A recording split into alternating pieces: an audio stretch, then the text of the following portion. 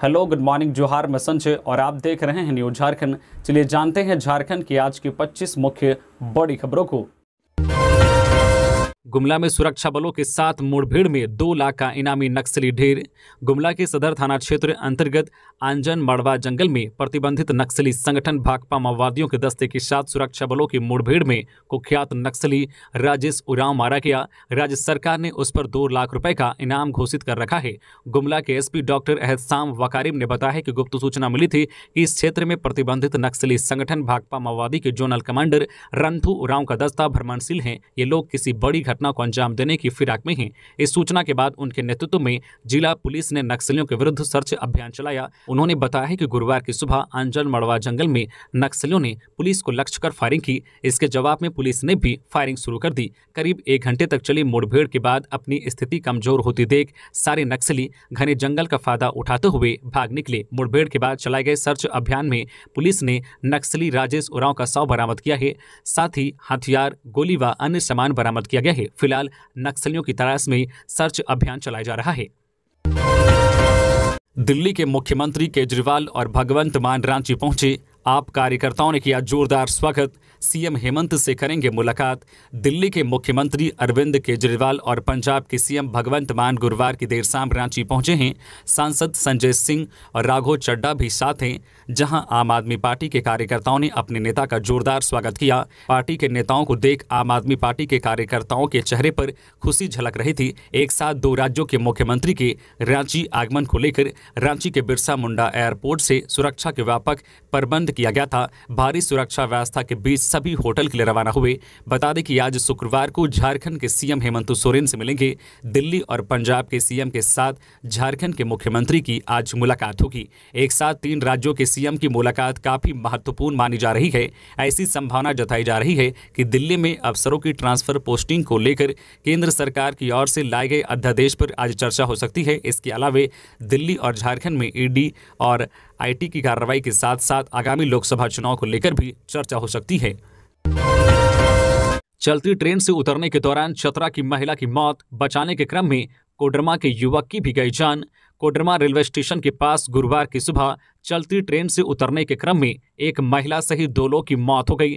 मृतकों की पहचान चतरा निवासी 34 वर्षीय ममता देवी पति अजय कुमार सिंह के रूप में हुई है, जबकि युवक की पहचान कोडरमा के जयनगर थाना क्षेत्र अंतर्गत हिरोडी निवासी 26 वर्षीय दिनेश कुमार पिता सुभाष चंद्र यादव के रूप में हुई है। जानकारी के अनुसार घटना 13:35 अब धनबाद गया इंटरसिटी एक्सप्रेस से हुई है। बताया जाता है कि कोडरमा स्टेशन पर ट्रेन के खुलने के बाद महिला ट्रेन से उतरने का प्रयास किया। इसी दौरान वह प्लेटफॉर्म व ट्रेन के बीच फंस गई। महिला को बचाने के लिए दिनेश भी चलती ट्रेन से उतरा और दोनों गंभीर रूप से घायल हो गए। सुबह करीब 8:30 बजे घटना के बाद आरपीएफ व जीआरपी के जवान मौके पर पहुंचे। दोनों घायलों को तत्काल एम्बुलेंस की मदद से सदर अस्पताल ले जाया गया, जहां डॉक्टरों ने पहले महिला को मृत घोषित कर दिया, जबकि युवक की भी इलाज के क्रम में सदर अस्पताल में मौत हो गई। सदर अस्पताल में दोनों के शवों का पोस्टमार्टम कराने के बाद परिजनों को सौंप दिया गया। जोहार परियोजना पोर्टल में होंगे कई और बदलाव, सीएम हेमंत सोरेन बोले। परियोजनाओं में ना बरते कोई लापरवाही। मुख्यमंत्री हेमंत सोरेन ने गुरुवार को जोहार परियोजना पोर्टल पर अपलोड योजनाओं की समीक्षा की। इस मौके पर उन्होंने कहा है कि गुड गवर्नेंस के लिए जरूरी है कि योजनाएं तय समय पर पूरी हो। योजनाओं में गुणवत्ता का पूरा ख्याल रखा जाए। विशेषकर बजट में विभिन्न विभागों के लिए जो बजटीय प्रावधान किए जाते हैं उसके अनुरूप कार्यों में गति होनी चाहिए। इसके लिए अधिकारियों को पूरी जवाबदेही और गंभीरता से कार्य करना होगा। जोहार परियोजना पोर्टल पर अपलोड योजनाओं की पहली समीक्षा करते हुए मुख्यमंत्री ने कहा है कि इसमें कई बदलाव करने की जरूरत है। इस सिलसिले में आगे जो भी बैठक होगी उसमें मंत्रीगण भी मौजूद रहेंगे ताकि इसकी हर स्तर पर विस्तृत समीक्षा की जा सके। उन्होंने कहा है कि सरकार द्वारा संचालित कई योजनाएं कई विभागों से जुड़ी होती है। ऐसे में विभिन्न विभागों के बीच बेहतर तालमेल हो ताकि उसका क्रियान्वयन बेहतर तरीके से हो सके। जेएसएससी ने निकाला नियुक्ति का तीसरा विज्ञापन। नगरपालिका सेवा के तहत 921 पदों पर होगी नियुक्ति। 20 जून से शुरू होगा आवेदन। नियोजन नीति नियमावली में संशोधन के बाद से झारखंड कर्मचारी चयन आयोग ने कई नियुक्तियों का विज्ञापन जारी कर दिया है। हाई स्कूल शिक्षक नियुक्ति, लैब असिस्टेंट नियुक्ति के बाद अब नगरपालिका सेवा के तहत विभिन्न पदों पर नियुक्ति का विज्ञापन निकाला गया है। इस नियुक्ति प्रक्रिया में शामिल होने के लिए झारखंड कर्मचारी चयन आयोग की वेबसाइट से ऑनलाइन आवेदन करना होगा। आवेदन की प्रक्रिया 20 जून से 19 जुलाई तक चलेगी। 21 जुलाई तक परीक्षा शुल्क दिया जा सकेगा। 23 जुलाई तक फोटो और सिग्नेचर अपलोड कर आवेदन का प्रिंट आउट लिया जा सकता है। आवेदन में किसी तरह की गड़बड़ी रही तो 25 जुलाई से 27 जुलाई के बीच सुधार किया जा सकता है। उम्मीदवारों को आवेदन के दौरान पदों का विकल्प देना होगा। कोडरमा केमिकल फैक्ट्री में हादसा, हाउस पाइप ब्लास्ट होने से एक मजदूर की मौत, 3 घायल। जिले की एक फैक्ट्री में बड़ा हादसा हो गया। इस हादसे में एक मजदूर की मौत हो गई, वहीं 3 मजदूर घायल हुए हैं। यह हादसा गझंडी रोड स्थित कोडरमा केमिकल फैक्ट्री में हुआ है। काम के दौरान ही अचानक कोडरमा केमिकल फैक्ट्री में हाउस पाइप फट गया, जिससे एक मजदूर की मौत हो गई, जबकि इस घटना में काम कर रहे 3 मजदूर घायल हो गए हैं। फिलहाल घायल मजदूरों को इलाज के लिए झुमरी तिलैया के एक निजी क्लिनिक में भर्ती कराया गया है। घायल मजदूर की पहचान केदार विश्वकर्मा, रोशन कुमार और सौरभ नंदी के रूप में की गई है। वहीं मृतक मजदूर की पहचान पिपचो निवासी नागेश्वर यादव के रूप में की गई है। घटना की जानकारी मिलने के बाद तिलैया पुलिस घटनास्थल पर पहुंचकर हादसे की जांच कर रही है। घायल मजदूरों ने बताया है कि वे हाउस पाइप पे काम कर रहे थे, इसी दौरान अचानक से ब्लास्ट हो गया। हालांकि हादसा कैसे हुआ अभी इसके बारे में कोई जानकारी नहीं मिल पाई है। झारखंड में फिर चढ़ेगा पारा, सताएगी गर्मी, 13 जून तक नहीं मिलेगी गर्मी से राहत, 13 की शाम से दिख सकते हैं बादल। झारखंड में अभी गर्मी बढ़ेगी। इस महीने आसमान साफ रहने की संभावना है। तेज धूप परेशान करेगा और राज्य के कई हिस्सों में तापमान में बढ़त दर्ज की जा सकती है। तेज धूप की वजह से तापमान में बढ़त आएगी और आज तापमान 42 डिग्री सेल्सियस के पार जाने की संभावना है। सुबह से ही राज्य के कई हिस्सों में तेज धूप खिली रहेगी। अभी कुछ दिनों में तापमान में गिरावट को लेकर कोई बड़ी राहत नजर नहीं आ रही है। तापमान इतना बढ़ेगा कि कई जगहों पर गर्म हवा होगी और लू चलने की भी संभावना है। इस दौरान राज्य में कहीं भी बारिश या आंधी की संभावना नहीं है। 13 जून के बाद मौसम फिर करवट ले सकता है। मौसम विभाग ने संकेत दिए हैं कि 13 जून तक झारखंड में गर्मी बढ़ेगी, तीखी धूप और उमस लोगों को परेशान करेगी। वही 13 जून की शाम को आसमान में बादल नजर आ सकते हैं। 14 जून से बारिश की संभावना है। इसके बाद लोगों को गर्मी से थोड़ी राहत मिलेगी। रिश्वत लेते खूंटी का राजस्व कर्मचारी रंगे हाथों गिरफ्तार। एसीबी रांची की टीम ने गुरुवार को खूंटी तहसील कार्यालय के कर्मचारी और राजस्व उपनिरीक्षक अरविंद बिहारी दास को 5,000 रुपये घूस लेते रंगे हाथों गिरफ्तार कर लिया। आरोपित कर्मचारी ने हुटार गांव निवासी काली महतो से किसी कार्य के लिए 5,000 रुपये की मांग की थी। काली महतो ने इसकी जानकारी एसीबी को दी थी। झारखंड में बढ़ रहे हैं लव जिहाद के मामले, सड़क पर उतरे हिंदू संगठन, तनवीर की गिरफ्तारी की मांग। झारखंड में लव जिहाद की घटनाओं में इजाफा हुआ है। हिंदू लड़कियों को टारगेट किया जा रहा है, ऐसा मानना है हिंदू संगठनों का। 2 दिन पहले भागलपुर की मॉडल का दर्द मीडिया और पुलिस के सामने आने के बाद मामला गर्मा गया है। पीड़िता को इंसाफ दिलाने के लिए रांची में हिंदू संगठन से जुड़े लोगों ने प्रदर्शन कर आरोपी तनवीर की जल्द गिरफ्तारी की मांग की है। हिंदू संगठन से जुड़े भैरव सिंह ने कहा है कि हिंदू समाज की लड़कियों को टारगेट किया जा रहा है, नाम बदलकर उन्हें प्रेम जाल में फंसाया जा रहा है, विरोध करने पर शोषण और हत्याएं की जा रही है। उन्होंने दुमका की अंकिता हत्याकांड और 28 मई को दिल्ली में साक्षी की साहिल द्वारा बेरहमी से की गई हत्या का जिक्र करते हुए कहा है कि इतना होने के बावजूद हिंदू समाज के लोग जागरूक नहीं हो रहे हैं। लिहाजा हिंदू समाज के लोग को जागरूक करने के लिए और लव जिहाद से बचाने के लिए प्रदर्शन किया जा रहा है। झारखंड में 4 साल बाद बिजली हुई महंगी, 6.5% की हुई वृद्धि, बढ़ा दर लागू। झारखंड में 4 साल के बाद बिजली महंगी हो गई है। आम उपभोक्ताओं को पूर्व के टैरिफ के अतिरिक्त 5 पैसा प्रति यूनिट की दर से देनी होगी। वही फिक्स चार्ज में भी अब उपभोक्ताओं को अधिक राशि देनी होगी। अब शहरी कंज्यूमर को 25 रुपये और ग्रामीण कंज्यूमरों को 30 रुपये देना होगा। हालांकि high tension special service, finance industries, लोहा गलाने के इंडस्ट्रीज की बिजली 35 पैसे सस्ती हो गई है। इंडस्ट्रीज एरिया की बिजली दरों में इजाफा किया गया है। हाई और लो टेंशन इंडस्ट्रीज सप्लाई बिजली दर में 15 पैसे की बढ़ोतरी की गई है। रेलवे और मिलिट्री सर्विस बिजली भी महंगी हो गई है। हालांकि झारखंड विद्युत नियामक आयोग ने सिंचाई एवं कृषि कार्य के उपभोक्ताओं को राहत दिया है। टैरिफ में कोई बढ़ोतरी नहीं की गई है, लेकिन फिक्स चार्ज को 20 से बढ़ाकर 40 रुपये कर दिया गया है। बताते चले कि नए बिजली टैरिफ की घोषणा झारखंड विद्युत नियामक आयोग के chairman justice Amitabh Kumar Gupta, member तकनीकी अतुल कुमार और मेंबर विधि महेंद्र प्रसाद ने गुरुवार को आयोजित एक प्रेस वार्ता के दौरान की है। उन्होंने कहा है कि जेबीवीएनएल ने 17% तक बढ़ोतरी का प्रस्ताव दिया था, मगर हमने जेबीवीएनएल और कंज्यूमरों दोनों की बातों को सुनते हुए इसे 6.5% तक बढ़ोतरी को मंजूरी प्रदान की है। पश्चिमी सिंहभूम के टोंटो में पुलिस को टारगेट कर बिछाए गए 4 आईडी बम बरामद, किया गया डिस्फ्यूज। पश्चिमी सिंहभूम जिले के टोंटो थाना अंतर्गत तुम्बाहाका गांव के जंगल से सुरक्षा बलों ने 4 आईडी बम बरामद किया है। साथ ही लोहे का रड और तीर भी बरामद किया गया है। नक्सलियों ने सुरक्षा बलों को टारगेट कर बम बिछाए थे। इस दौरान 50 किलोग्राम का एक, 8 किलोग्राम का 2 और 5 किलोग्राम का एक विस्फोटक बरामद किया है। वही बम निरोधक दस्ते के द्वारा इसे निष्क्रिय कर दिया गया है। बता दें कि कोल्हान के जंगलों में नक्सलियों के खिलाफ झारखंड पुलिस और सीआरपीएफ की संयुक्त अभियान जारी है। सुरक्षा बलों को जानकारी मिली है कि इस क्षेत्र में प्रतिबंधित भाकपा माओवादी नक्सली संगठन के शीर्ष नेता मिसिर बेसरा, अनमोल, मोच्छू, चमन, कांडे, अजय महतो, सागेन, अंगरिया, अश्विनी अपने दस्ते सदस्यों के साथ सक्रिय हैं। इसी सूचना के आधार पर सुरक्षा बल नक्सलियों के खिलाफ लगातार अभियान चला रही है। खूंटी में पिता पुत्र की मौत, 2 गाड़ियों की टक्कर से हुआ हादसा। गुरुवार को जिले में हुए भीषण सड़क हादसे ने पिता पुत्र की जान ले ली। इस दुर्घटना में 3 अन्य लोग काफी गंभीर रूप से जख्मी हुए हैं। यह दुर्घटना खूंटी तमाड़ मुख्य पथ पर हुई है। 2 गाड़ियों की टक्कर होने से यह हादसा हुआ है। खूंटी में सड़क दुर्घटना को लेकर बताया जा रहा है कि साइको थाना क्षेत्र के रोंगो गांव के पास आड़की की ओर से आ रहे एक सवारी गाड़ी को पीछे से एक चेचिस वाली गाड़ी ने जोरदार टक्कर मार दी, जिससे सवारी गाड़ी के चालक और खलासी की मौके पर ही मौत हो गई। जबकि इस हादसे में 3 अन्य सवारी गंभीर रूप से घायल हो गए। इस हादसे में मरने वालों की पहचान अड़की थाना क्षेत्र के सेरेंग हाथू निवासी अभिराम मलार और उसके पिता भरत मलार के रूप में हुई है।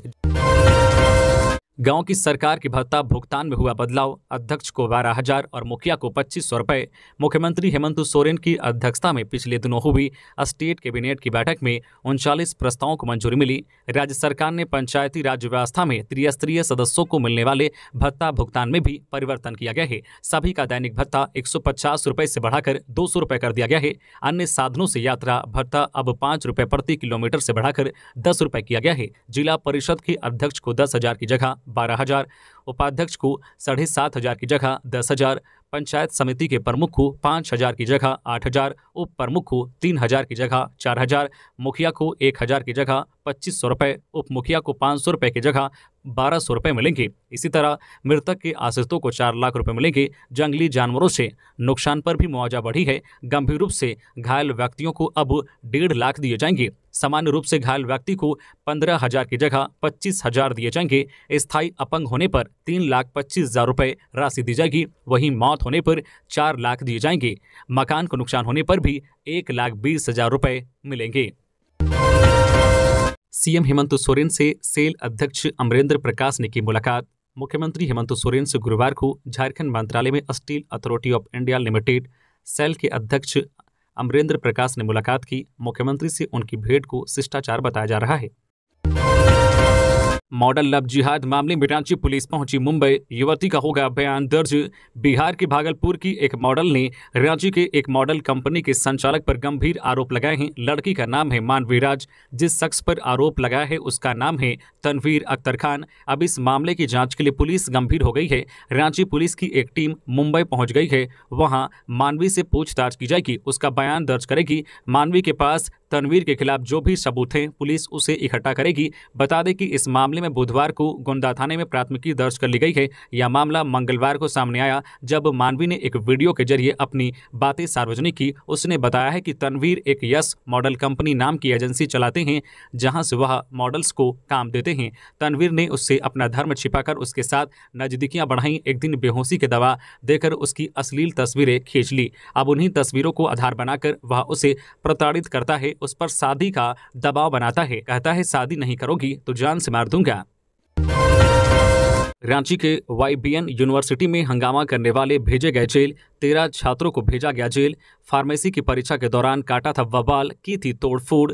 बुधवार को YBN यूनिवर्सिटी राजा उलातू में छात्रों ने जमकर हंगामा किया था। इस दौरान उत्पात मचाते हुए छात्रों ने यूनिवर्सिटी परिसर में काफी तोड़फोड़ की थी, जिसके बाद पुलिस ने सख्ती दिखाते हुए कुछ छात्रों को हिरासत में लिया था। पुलिस ने 13 छात्रों को हिरासत में लिया था। इन सभी छात्रों को गुरुवार को पुलिस ने जेल भेज दिया है। जिन छात्रों को हंगामा और तोड़फोड़ करने के आरोप में जेल भेजा है उनमें कुणाल सिन्हा, ऋषिकेश राज, नौलिनी कांत, रकीब राजा, राजेंद्र नाथ, मुकुल वर्मा, आमी कुमार, मंजीत सिंह, मोहम्मद अनम, अब्दुल्ला, कुदूस अंसारी, शशि भूषण गुप्ता, सत्यम कुमार सिंह, सैयद शाकिब के नाम शामिल हैं। बुधवार को YBN यूनिवर्सिटी में डिप्लोमा इन फार्मेसी की परीक्षा दे रहे छात्रों ने जमकर हंगामा किया। यूनिवर्सिटी परिसर में तोड़फोड़ मचाई, 20 मिनट तक जमकर पत्थरबाजी की। उन्होंने विश्वविद्यालय के टेबल, कुर्सी, खिड़की के शीशे, परिसर में खड़ी कार और बस के शीशे तोड़ दिए। पत्थरबाजी में 2 पुलिस जवानों को भी चोट आई है। इसके बाद पुलिस ने हंगामा कर रहे प्रत्यक्षदर्शियों पर लाठीचार्ज कर दिया था।